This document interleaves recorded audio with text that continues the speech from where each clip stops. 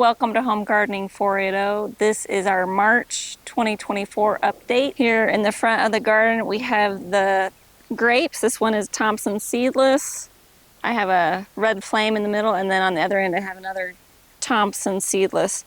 They're still dormant, and I'm grateful for that because I need to prune them. On our second row, I've got in the middle, this half of the bed is Sugar Daddy variety. I did come back because we didn't have really good germination and plant some seeds, and those are about 8 inches tall now.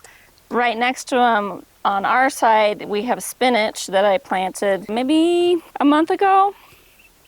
Not doing too much of that because last year we had a lot. Yes.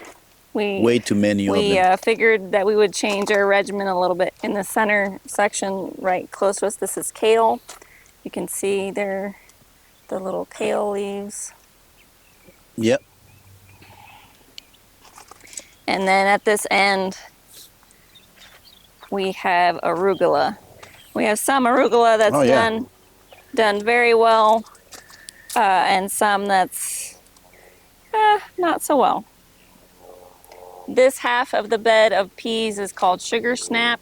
You can see it's already 6 foot tall, at least. On this next bed, on the side closest to me, is the purple top turnip. I planted this just a few weeks ago. In the center, on this half, we've got Progress number 9 pea. We already started picking this one. And on the far right of this bed, we've got the turnip Market Express, which is an all-white turnip. Waiting to see how those turn out. If you scan this bed, the Progress number 9 peas is doing very well. From the half point to the end, we've got a variety called Cascadia, also doing okay. I've had a little poor germination on this end, but they are blooming and producing peas as well. On our double deep bed here, we have Super Snappy. It's already started to bloom. It was a little bit late bloomer compared to the other ones. Here we've got some peas. They're not quite plumped up yet, so it's still pretty premature. These are no trellis peas. They don't require trellis. All the way down here. At the end, this variety is called Easy Peasy, and it has extra tendrils on every little branch so that it can grass onto itself and its neighbor, and no trellis needed. The next bed is waiting for planting. I'm going to do some squash in this bed, so I haven't done any crops for the spring. We're just waiting for the temperature to change? Just waiting for the temperature to come up, and we're almost there. On this bed here, we've got some short day variety onions, and Osmond is showing you a garlic that I planted last year that apparently I did not harvest, and it came back this year, so it's in the mix. With all of this, with all these onions. Now I've got a section of white onions, and then I've got a section of red onions, and then I've got a section of yellow onions, and what I've been doing is just thinning them, using those for green onions as I go. We apparently need to start using some more green onions. And then also I've got another, I finally figured out this was another garlic, this one, you can't really see it that great, that I missed harvesting last year, so it came back. And then from here, this way, this is all garlic. We have our bed now with our tomatoes we got. We have Roma on the one side. On the side over here by me, this is Husky Red Cherry. It's not going to get too tall. And then down at the end, I've got Patio variety. It's a dwarf variety as well. And as you can see, we've got a bunch of leeks left over from last year or reseeded. All of the little grass looking weeds, those are all baby leeks.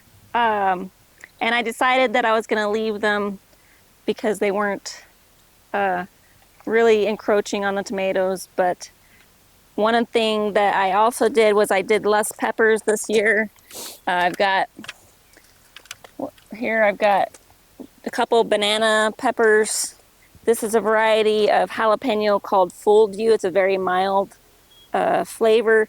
And then I've got some red bell peppers called Red Knight.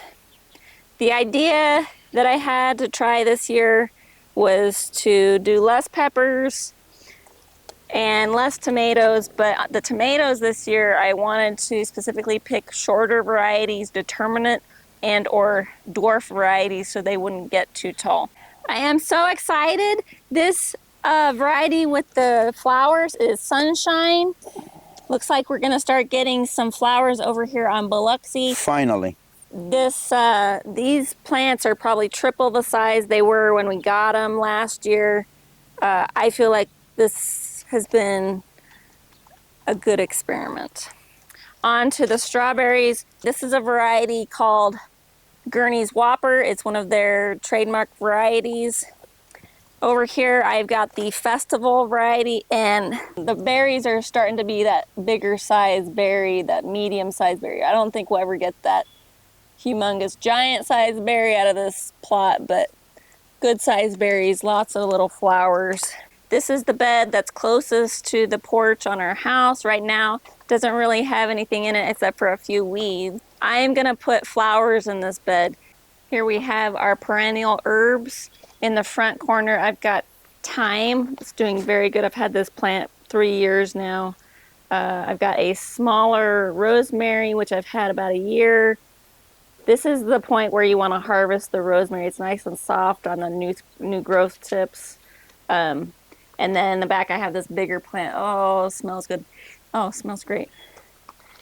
Right here next to it, I've got parsley. Here I have a little bit of cilantro. It has had a little bit of a slow start because, again, this is right up next to the porch, and the low light in the winter cause a lot of difficulty getting this cool season cilantro going, just to not get enough light.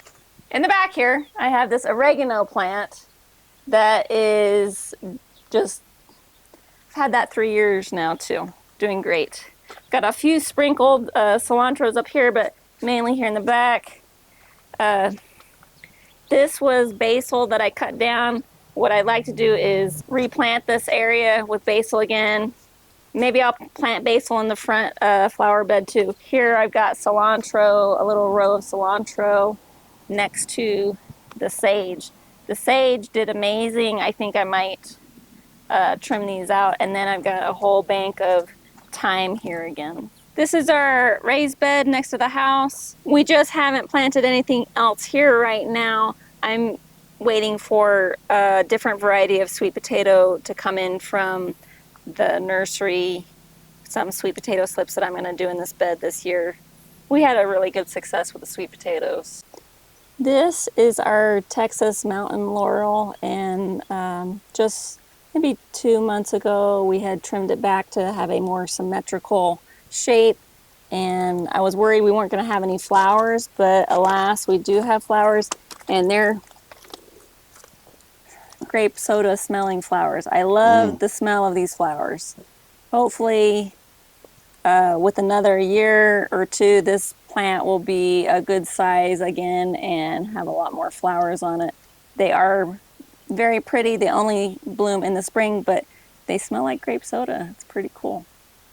This is our sweet bay laurel. You may not recall, but it was half the size last year.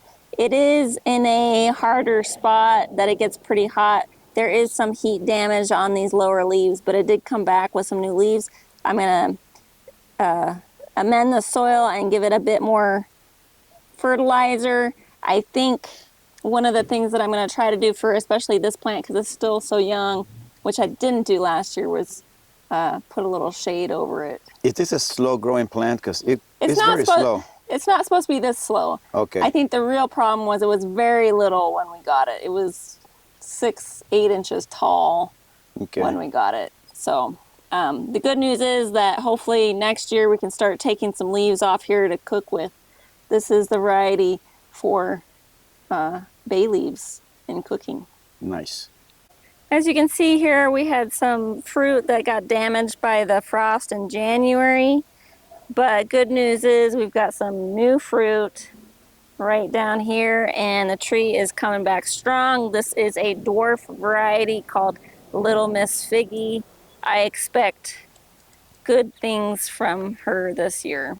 This is our sweet giant variety blackberry. It is now 3 or 4 times the size that it was last spring when we planted it. It made it through that hot summer pretty well. If I recall, there was only 1 or 2 flowers on it last year, but hopefully this year we can do better.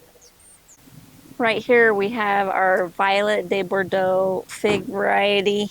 It's had a little bit of a hard time with that late frost that also affected the other plants.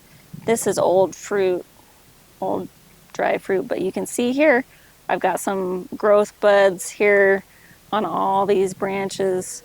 Got good things to say about it for the next year. As you can see, our watering system is on right now. We have these dwarf, semi-dwarf, or the dwarf citrus trees back here. I've got a bear's lime, one of them's a Valencia orange, a clementine, and then Trovita orange. In the back here, I've got pomegranate bush. We had a couple pomegranates off it last fall. And then on the end here by the trampoline is a tangelo. Okay. Now, on the back here, these 2 criminals suspects here,